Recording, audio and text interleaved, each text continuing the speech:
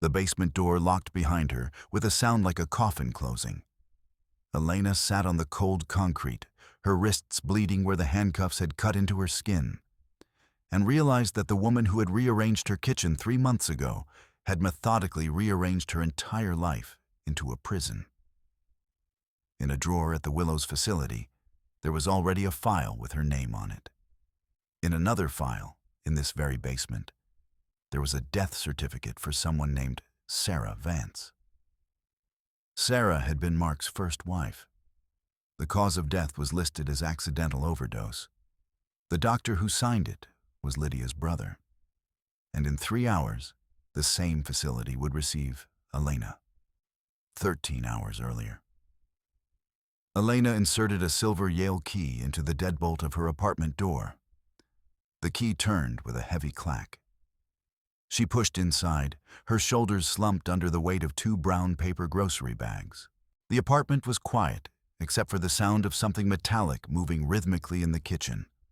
A whisk against glass, steady and deliberate. The smell of bleach and lemon zest hung in the air, so sharp it made her eyes water. She stopped in the hallway, frozen. The dust motes caught in the late afternoon sun were no longer dancing. They were gone. The floor gleamed where it had been dull that morning. She set the bags down on the hallway table with deliberate slowness, her hands beginning to shake. Lydia emerged from the kitchen in a pristine white floral apron over a navy skirt, a damp yellow microfiber cloth in her right hand. A gold cocktail ring caught the light on her finger. Her perfectly coiffed gray bob was not a single strand out of place. "You're late, dear," Lydia said, her voice sweet and patronizing. "I've finished the cabinets. You really shouldn't keep the spices next to the stove. The heat ruins the aroma." Elena didn't respond. She walked into the kitchen and opened the nearest drawer.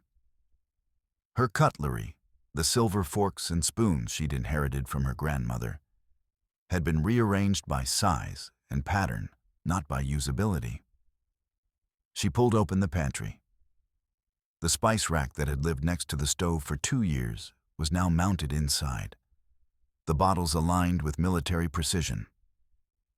She reached into her purse and pulled out her key ring. She counted the keys. There were only 2, the apartment key and her car key. She had never given Lydia a key. She turned to face her mother-in-law, forcing her voice to stay level. "Lydia, how did you get in? We didn't give you a key." Lydia waved the yellow cloth dismissively and walked back to the sink. She turned on the faucet. Water splashed against a white porcelain bowl, steam rising from the hot water. "Mark gave me his emergency set weeks ago," Lydia said, her back turned. "He's such a thoughtful boy. He knew I'd want to help while you're so busy at that little job of yours." That night, Mark sat on the gray fabric sofa in the living room, the blue light of his iPhone 14 Pro reflecting in his glasses. He was scrolling through something, his shoulders hunched defensively.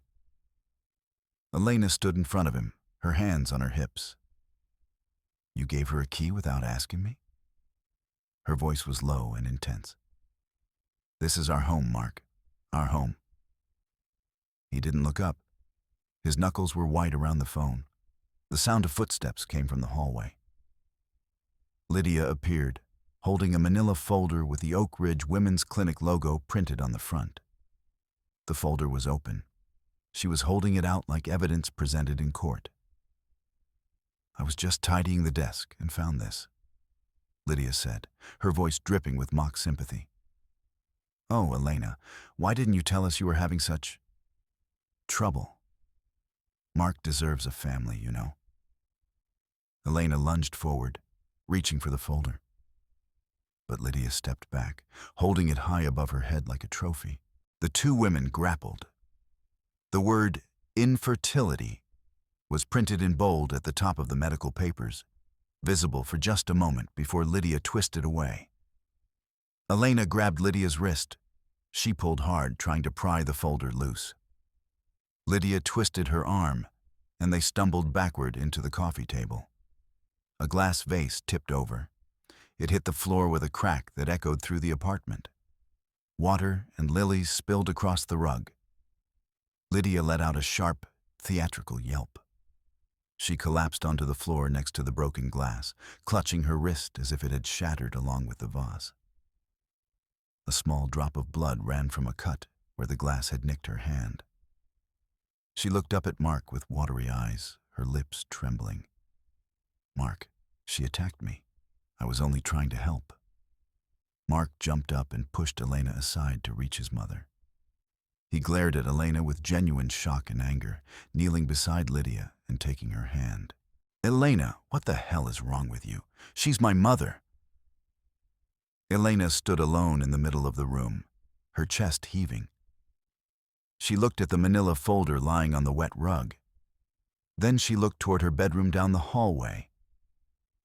She realized, in that moment, that the folder hadn't been on the desk where she kept it. It had been locked in her private drawer. The lock on that drawer was scratched and broken. Lydia had broken it open.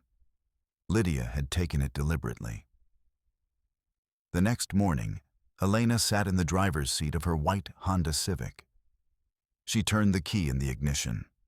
The engine hummed to life. The infotainment screen flickered, and a notification popped up on the dashboard. Unknown Bluetooth device connected. On her personal phone sitting on the gear shift, she saw the text. AirTag detected. She turned off the engine. Her hands were steady as she got out of the car and walked to the rear bumper. She knelt on the asphalt, feeling the grit bite into her skin. Her fingers traced along the cold metal frame underneath the bumper, searching. The asphalt was still damp from last night's rain. There, something small, round, and magnetic. She pulled it away from the chassis. It was an Apple AirTag encased in a black rubber magnetic mount. The shiny silver back reflected her own face, distorted and small. 2 days later, Elena was in the supermarket aisle among the canned goods. She had convinced herself that she was imagining things, that Lydia couldn't possibly be following her. But a man in a khaki jacket and baseball cap had been 10 feet behind her for the last 20 minutes. She stopped at the tomato sauce. He stopped at the beans. When she moved, he moved. She turned into the paper goods aisle. It was empty except for a floor-to-ceiling stacks of multi-packs and the man. He accelerated toward her, blocking her path with his body. "Lydia says you need to come home now," he said, his voice low and threatening. "She's worried about your mental state." His face was rough, scarred. He had a goatee and cold eyes that belonged to someone used to doing what he was told. He reached out to grab Elena's arm. She swung her heavy leather handbag hard, hitting him across the face. The metal buckle caught his cheek, and he grunted, his head snapping to the side. He snarled and shoved Elena back against the shelves. Multi-packs of paper towels tumbled down. He grabbed her throat with one hand, pinning her against the metal. His dirty fingernails dug into her neck. She couldn't breathe. The world was narrowing to just the pressure in her throat and the feeling of her airway closing. Elena brought her knee up sharply into his groin. He let out a strangled cry and released his grip. She grabbed a glass bottle of olive oil from a nearby display and smashed it over his shoulder. The glass didn't break, but the weight of it sent him falling to the ground. She sprinted toward the exit, not looking back. That evening, Elena sat at her laptop in her home office. The desk lamp cast a cone of yellow light across the keyboard. She navigated to her bank's login page and entered the password. Her fingers were shaking as she typed. The balance screen showed 0.00 in her personal savings account. Her eyes darted to the transaction history. One large transfer, $42,000. The destination account was labeled L&M Family Trust. She clicked on the link. The account owners were listed: Lydia Vance, primary; Mark Vance, secondary. There was no third name. There was no Elena. The ticking of the clock on her wall seemed to get louder with each passing second. Lydia was serving roast beef from a silver platter that evening. She placed a thick slice on Elena's plate. The meat was bleeding pink juice onto the white ceramic. Mark was eating with his eyes down on his plate, his fork gripped so hard his knuckles were white. He wouldn't look at Elena. His forehead was beaded with sweat. Lydia dabbed her mouth with a linen napkin and looked at Elena with a cold, triumphant smile. Her fingernails were painted a deep red, perfectly manicured claws. "We've made arrangements, dear," Lydia said, her voice chillingly smooth. "Since you're so unstable, the bank agreed you need a conservator. You have 3 days to pack. We're going to the Willows. It's a lovely private retreat. Very secure." Elena tried to stand up, but her legs felt heavy. So heavy. The room seemed to be tilting. She looked at her wine glass. There was a slight white residue at the bottom, barely visible in the candlelight. She tried to stand again, but the muscles in her legs simply wouldn't obey. At 2 a.m., Elena crept down the hallway in the darkness, holding her shoes in one hand and a small duffel bag in the other. She was moving by the faint light of her phone's flashlight screen. The beam of light hit the family photos on the wall as she passed. Photos of Lydia and Mark, mostly. There were very few of her. Mark stepped out from the shadows at the top of the stairs. He was still wearing his rumpled suit from dinner. He blocked the way down, his eyes dark and narrowed in the flashlight beam. "Where do you think you're going?" His voice was hoarse. "Mother said you'd try this." Elena tried to push past him. Mark grabbed her shoulders and shoved her back against the wall. A framed wedding photo fell and shattered on the floor. They grappled at the edge of the hallway. Elena twisted and bit his forearm. He screamed and released one hand. She punched him in the throat. Blood ran down his arm where she had bitten him. Mark recovered and grabbed Elena's hair, pulling her toward the stairs.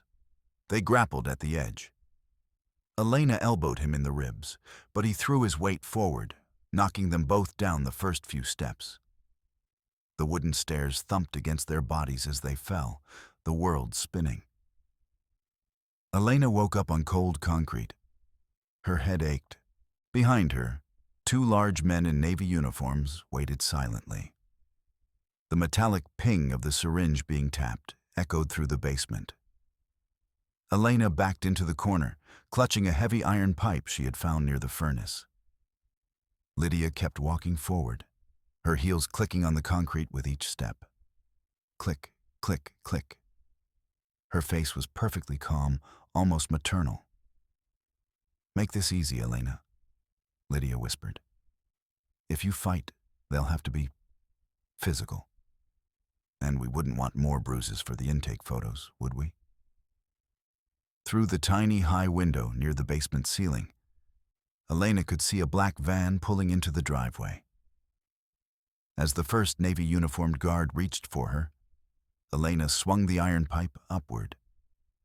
It struck him under the chin with a sickening thwack. He collapsed instantly. His head hit the concrete with a wet sound. Elena lunged at Lydia, grabbing the syringe tray and flipping it.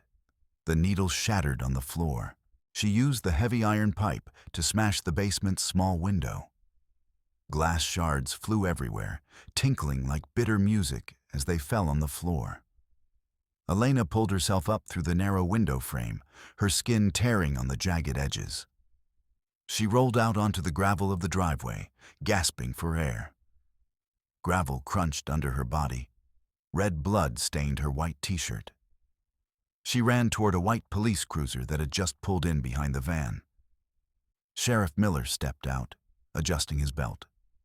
Elena fell at his feet. "Help me," she cried, her voice breaking. "They're trying to kidnap me. Look at the basement." Lydia walked out the front door, looking perfectly composed. She nods at the sheriff. The sheriff looked down at Elena and sighed, shaking his head.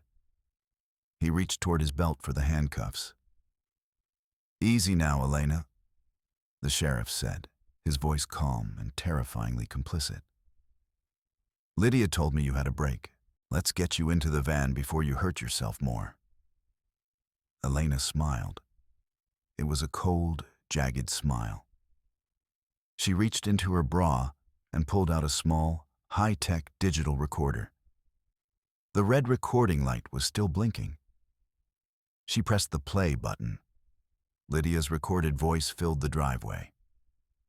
"We'll just bribe Miller like we did with Sarah's death. He knows the score." The sheriff's face went pale. Elena pointed her phone at them. The screen showed a live stream icon with 5,000 viewers displayed next to it. She had started the stream the moment she hit the gravel. The comments were scrolling at lightning speed. "Call the state police. We see you, sheriff. Recording this. Send to FBI." 3 months later, Elena stood in a light-filled studio apartment with bright blue walls. There was no beige linoleum here, no family photos, no arrangement of cutlery by size and pattern. She drank coffee from a ceramic mug that said "Boss" in thick black letters. On her table was a newspaper. The headline read, "Local sheriff and prominent socialite charged in corruption scandal." Below it was another headline, "First wife's death reopened as investigation widens." Mark's name appeared in a smaller article about civil lawsuits. No charges yet. The evidence was still being gathered. Elena set the mug down and looked directly into the camera she had set up on the tripod. She was recording a video for the people who had watched her live stream. She held up a new set of keys. There was only one key on the ring. Just one. A simple silver key on a simple metal ring. "Survival guide tip number 1, she said. Her voice was firm and clear. You are not a daughter-in-law.